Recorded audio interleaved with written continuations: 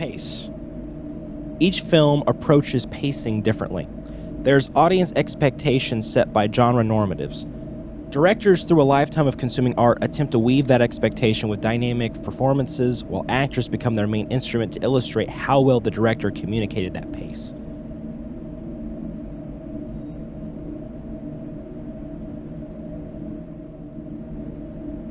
We're waiting for...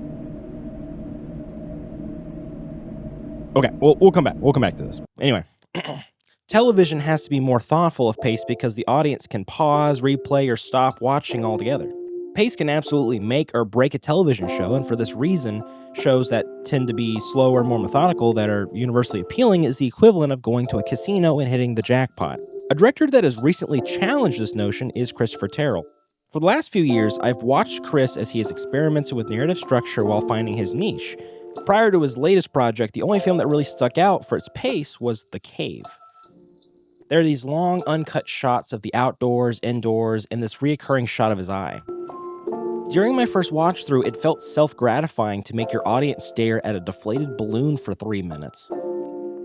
However, on a second watch, it felt more like a catalog from someone's camera roll, and it was my job as the viewer to assign meaning to these moments. There's this one shot of Chris waving at the camera through a mirror in his bathroom, which was right after a clip of his friends doing the same thing into a bathroom mirror.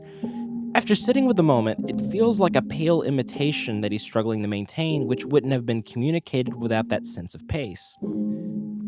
This film wasn't about Chris wasting the audience's time with the length, but rather to make a film that requires its audience to give themselves time to interpret these moments.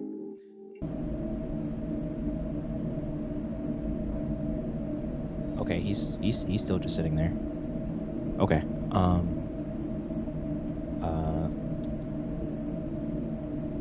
Okay. Enter Christopher's latest project, The Myth of Flight. Arguably, every episode has a moment reminiscent of the pacing in The Cave.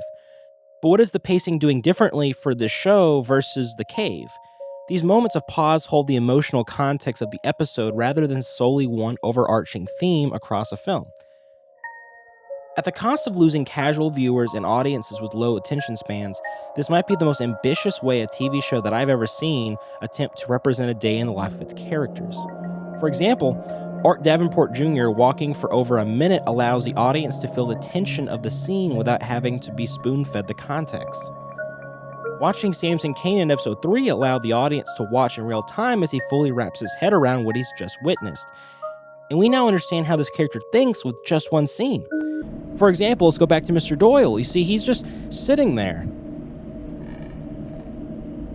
He's just sitting there.